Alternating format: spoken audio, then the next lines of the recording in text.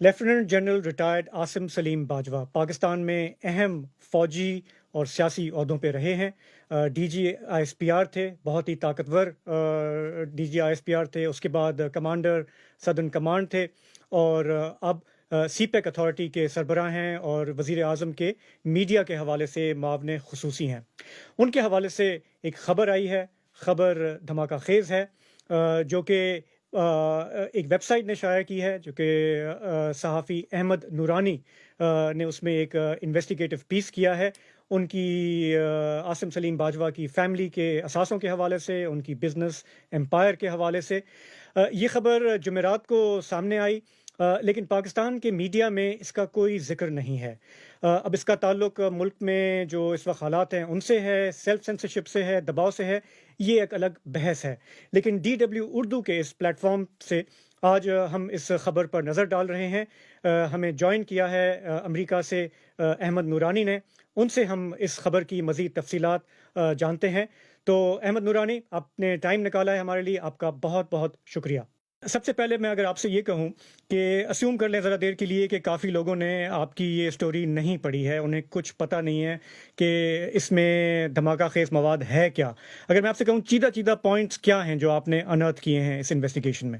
Basically ہم نے ان کی فیملی کی پراپرٹیز کو یا بزنسز کو ٹیبولیٹ کیا ہے، اکٹھا کیا ہے ان کا ڈیٹا 4 مختلف ممالک سے، اور ڈیٹا اس طرح سے اکٹھا کیا ہے کہ وہ کوئی سورسز کی انفارمیشن نہیں ہے۔ کوئی بھی بزنس یا پراپرٹی جو کہ کسی بھی گورنمنٹ کے اندر، کسی لوکل گورنمنٹ میں یا کسی کاؤنٹی گورنمنٹ میں رجسٹر ہوتی ہے، تو پراپر جو آفیشیل ڈاکومنٹس ہیں وہ نکلوا کر ان کی بنیاد پہ ایک ڈیٹا بیس مرتب کی ہے۔ اور سیدھا پوائنٹ اس کا بنیادی طور پہ یہ ہے کہ جنرل صاحب ایک فیملی سے، ایک پڑھی لکھی فیملی سے بلانگ کرتے تھے، جو ایک ویل ٹو ڈو فیملی تھی، لیکن بہت بڑی امیر یا ایسی فیملی نہیں تھی جو امریکہ جیسے شہر میں آ کے ملینز آف ڈالرز کی انویسٹمنٹ کر سکے۔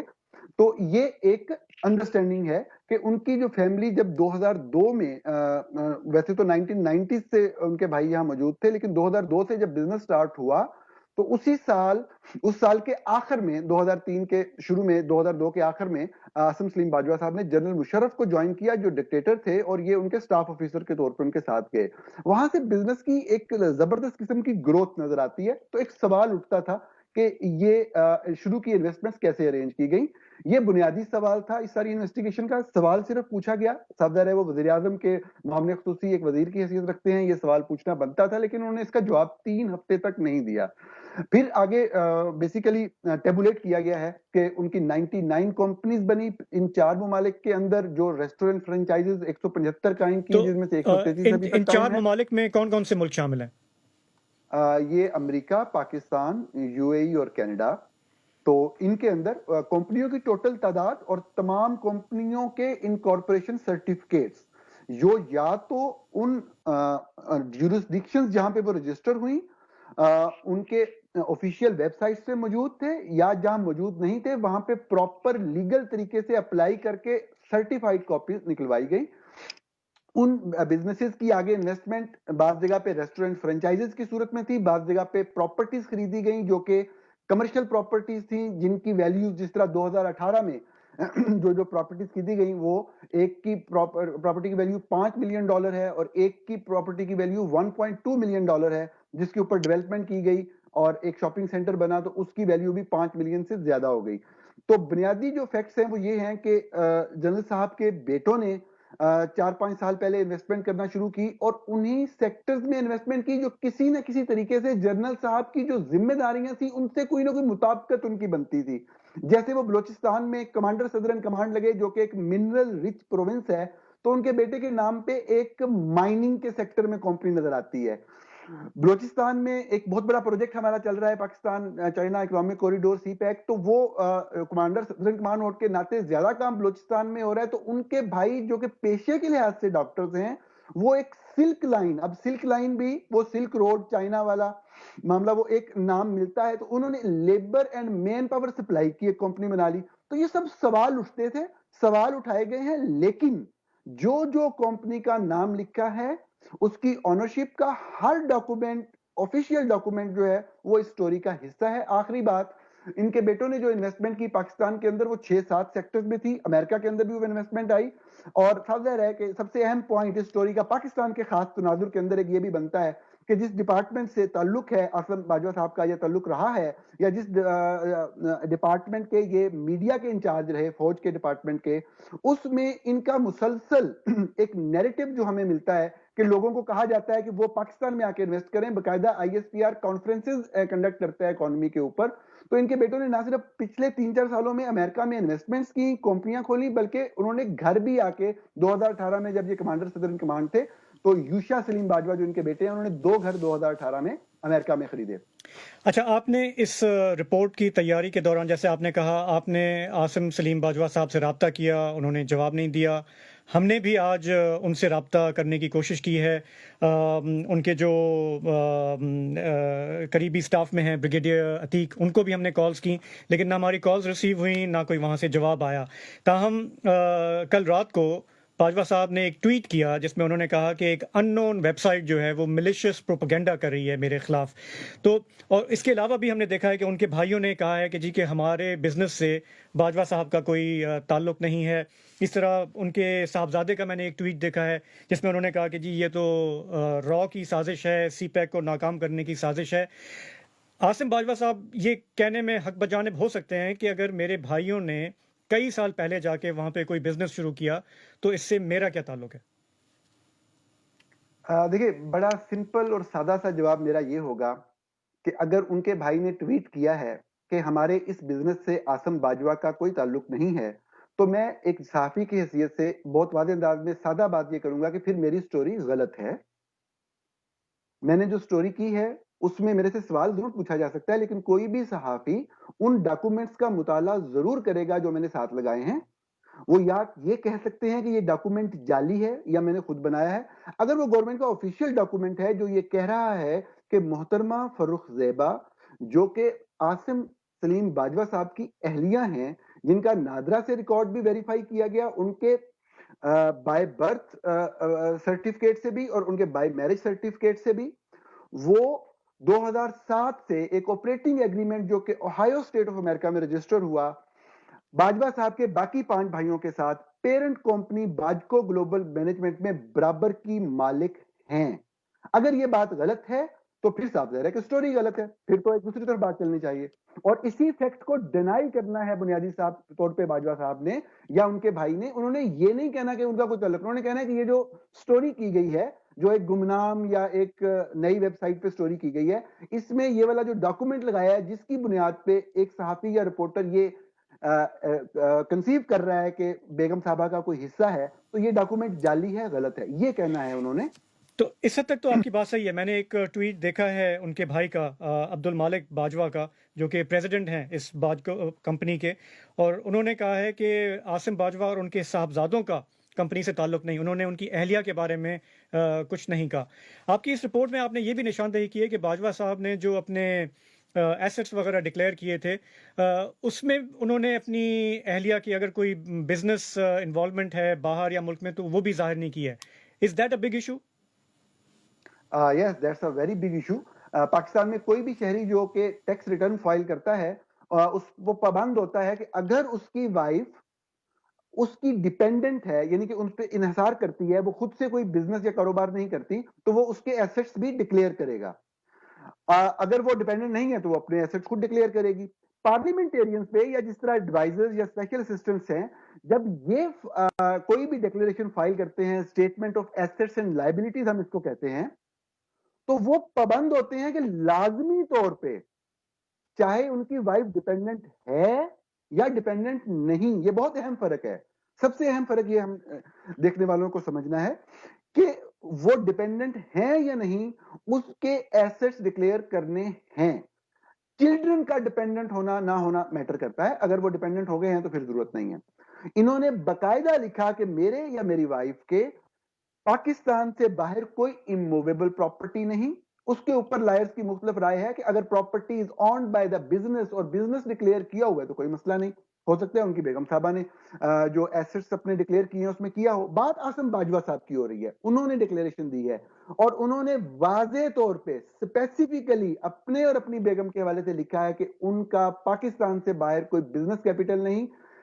تمام ٹیکس ایکسپرٹس اس بات پہ متفق ہیں کہ یہ ایک رانگ اور مس لیڈنگ ڈیکلیریشن ہے. انہوں نے نیچے جا کے انویسٹمنٹس کے خانہ میں اپنی فیملی بزنس میں اپنی وائف کی طرف سے 31 لاکھ روپے کا ذکر کیا ہے, لیکن اوپر انہوں نے نیل لکھا ہے کہ باہر نہیں ہے, ڈکلیئر کیا ہے, جو کہ غلط ہے. ٹھیک ہے, میں آصم باجوہ صاحب کے پوائنٹ آف ویو سے یہ سوچ رہا ہوں کہ وہ یہ کہہ سکتے ہیں کہ چلیں مجھ سے بے دھیانی ہو گئی یا میں نے غلط بیانی کی ہے. اس میں جو ایک انسینویشن ہے اس رپورٹ میں وہ یہ ہے کہ یہ کرپشن ہے, مطلب انہوں نے اپنے عہدے کو غلط استعمال کیا, ان کی مال ملکیتیں جو ہیں ان کی فیملی کی وہ ملٹیپلائی ہوتی گئیں 4 ملکوں میں. اس رپورٹ میں آپ ظاہر ہے کہ اس حوالے سے تو کوئی ثبوت نہیں دے رہے کہ انہوں نے اگر کوئی کرپشن کی ہے تو اس کے حوالے سے تو کوئی ایویڈنس نہیں ہے سچ, رائٹ؟ بطور صحافی ہمارا کام, اور اس ادارے کا نام بھی فیکٹ فوکس ہے, ہمارا کام فیکٹس کو لوگوں کے سامنے لانا ہے, اور فیکٹس کو سنی سنائی بات کو نہیں, ثبوت کے ساتھ اور تصدیق کے ساتھ سامنے لانا ہے. آصم باجوہ گورنمنٹ کے ایک اہم اور اعلیٰ عہدیدار ہیں. اس سے پہلے وہ پاکستان کے سب سے طاقتور ڈپارٹمنٹ آرمی میں بہت اعلیٰ عہدے پہ فائز رہ چکے ہیں. ان کے منسلک ان کے کاروبار, ان کی وائف یا ان کے بچوں کے کاروبار کے اوپر کام کرنا, اس کو سامنے لے کے آنا فیکٹس کی روشنی میں ایک صحافی کے طور پہ میرا فرض بنتا ہے. میں نے لوگوں کو بتا دیا کہ 2002 تک اس فیملی کے کسی ممبر کا, نہ بیوی کا, نہ بیٹوں کا, نہ کسی بھائی کا کوئی مکمل ملکیتی کاروبار دنیا میں کسی جگہ پہ نہیں تھا. ہو سکتا ہے ہو, وہ لائیں, ثبوت دے دیں گے, مجھے غلط ثابت کر دیں گے. نمبر ایک, 2002 میں معاملات شروع ہوئے اور بہت تیزی سے بڑھے.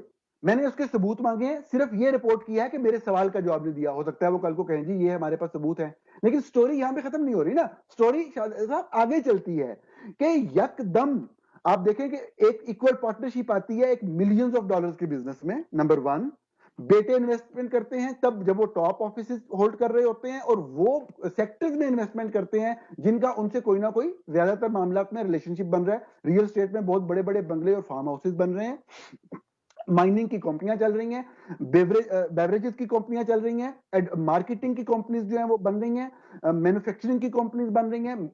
یہ ساری کی ساری چیزیں اس وقت ہو رہی ہیں جب یہ بہت ہی کی پوزیشن پہ فائز ہیں. یہ سوال اٹھتے ہیں, یہ سوال اٹھائے گئے ہیں, اس کا جواب ان کو دینا چاہیے. ٹھیک ہے, مطلب آپ کو یاد ہوگا کچھ میں آ مہینے کے پہلے جب ان کا کمانڈ کے طور پہ ان کا اسٹیٹمنٹ بھی سامنے آیا تھا, اور اس میں ایک گاڑی کی انہوں نے بہت ہی شاید کم قیمت دکھائی تھی, تو پاکستان میں کئی لوگ یہ مطالبہ کر رہے تھے, سوشل میڈیا پہ بھی ٹرینڈ چل رہا تھا کہ آصم باجوہ منی ٹریل دو. تو ابھی یہ جو آپ نے ساری انویسٹیگیشن کی ہے اس کا بنیادی نقطہ کیا ہے کہ انہیں ایکسپلین کرنا چاہیے کہ اگر ان کی فیملی نے اتنا پیسہ بنایا ہے اور اس دور میں جب وہ بڑے بڑے عہدوں پہ تھے, کرتا دھرتا تھے, ISPR میں تھے, سدرن کمانڈ میں تھے, کہ ان کو جواب دینا چاہیے, مطلب یہ آپ کا بنیادی مقصد یہ ہے؟ اوبیسلی کوئی بھی اس طرح کی انویسٹیگیشن جو کوئی بھی صحافی کرتا ہے کسی بھی اعلیٰ حکومتی عہدیدار یا کسی پاورفل شخص کے بارے میں, تو مقصد اس میں یہی ہوتا ہے کہ جو بھی ایسٹ سامنے آ رہے ہیں اس کو you have to come clean before your people. آپ کو لوگوں کو, اپنے لوگوں کو بتانا ہوتا ہے کہ یہ اس کے ذرائع آمدن ہیں, یہ ہیں. لیکن دیکھیں شاہد, اس میں ایک بڑا اہم پوائنٹ یہ ہے کہ آپ ایک ایسے ملک میں ہیں جو ڈیولپنگ کنٹری ہے, اور آپ خود سارا دن لوگوں کو تبلیغ کرتے ہیں کہ پاکستان کے اندر انویسٹمنٹ لے کے آئیں. تو آپ کے چلو بھائی تو چلے گئے, انہوں نے انویسٹمنٹ کر دی, پھر آپ نے بھی اپنی بیوی کے ساتھ ان کے ساتھ حصہ ڈال دیا اور ملینز آف ڈالر کے کاروبار میں برابر کے حصے دار بن گئے.